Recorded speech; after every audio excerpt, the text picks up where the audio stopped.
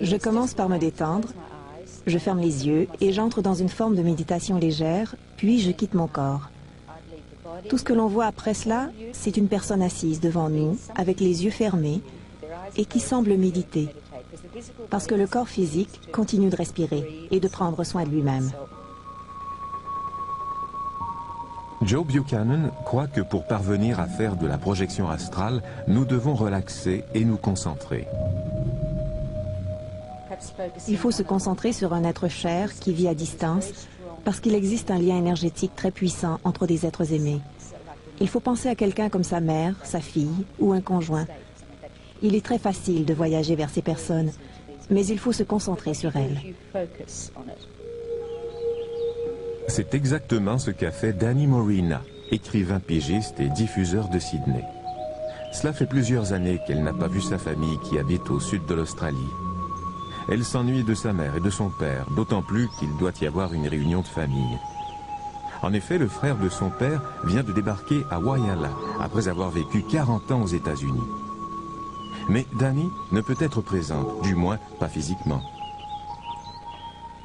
Elle a lu des articles sur la projection astrale et un dimanche après-midi, elle décide d'essayer pour voir si une partie d'elle pouvait traverser des milliers de kilomètres pour être avec sa famille.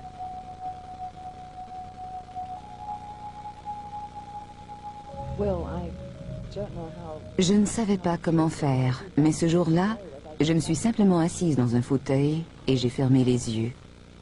Je me souviens que mon désir et ma détermination étaient très intenses.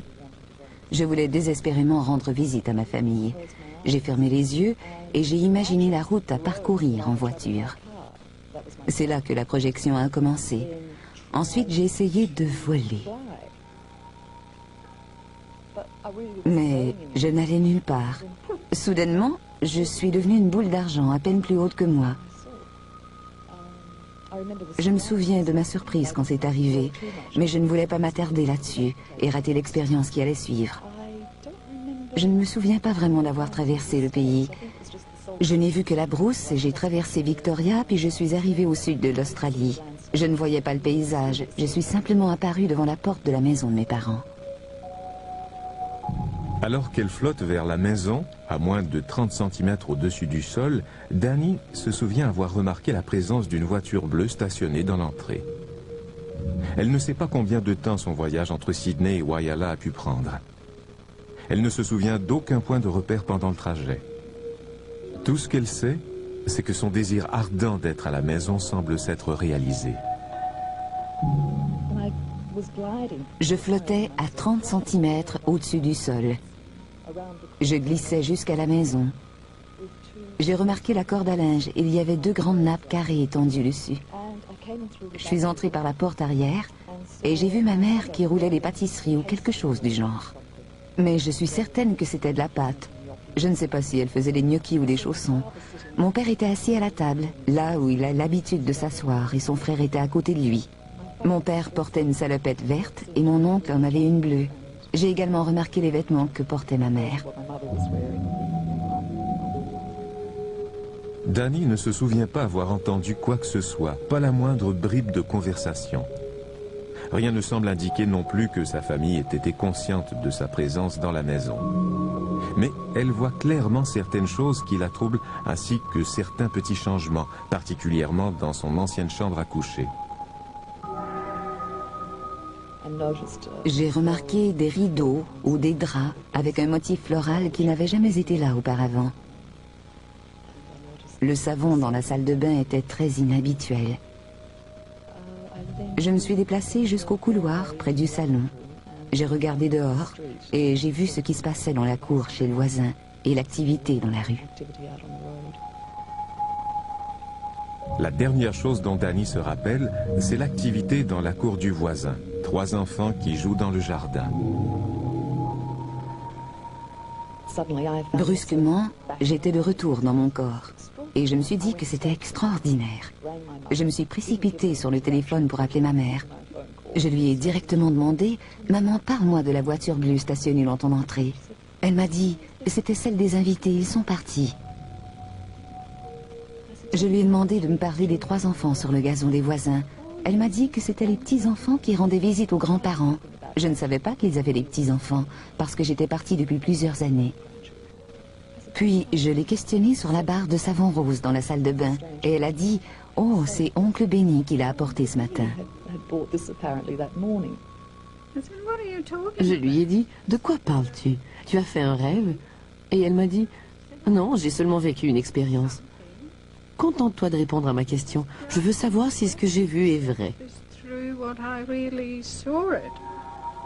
Mais pour Anna, la mère de Danny, cet appel qu'elle a reçu chez elle à Whyalla est sur le point de devenir encore plus étrange.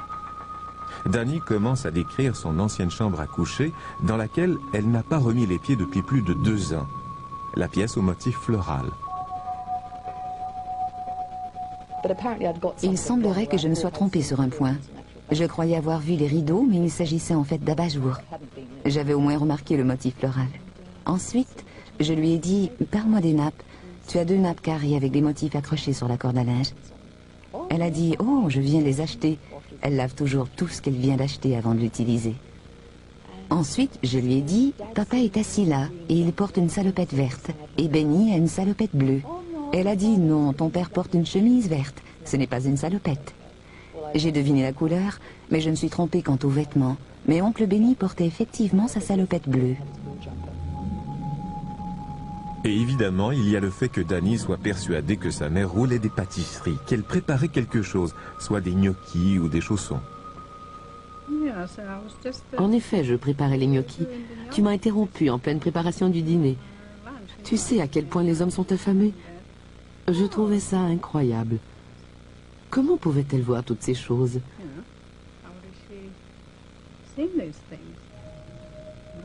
Après m'être rassurée sur sa santé, je lui ai dit, est-ce que tu vas bien ou tu deviens folle? Elle a répondu, non, non, je vais très bien.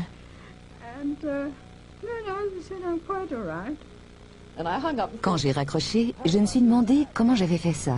C'était fantastique. Selon l'hypnothérapeute Joe Buchanan, les expériences comme celle qu'a vécue Danny ne sont pas rares. La projection astrale n'est pas un phénomène récent. Elle remonte à l'Égypte des temps anciens. Aujourd'hui, des milliers de gens ordinaires affirment avoir effectué le même genre de voyage que Danny.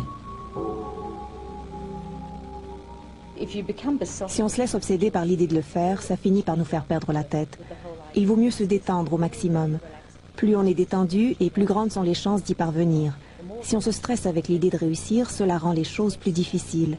On doit vraiment être détendu et se laisser aller pour arriver à le faire. Cette expérience qui a transporté Danny en pensée dans sa famille lui fait entrevoir une vaste gamme de possibilités. Des possibilités qu'elle est déterminée à explorer. Notre esprit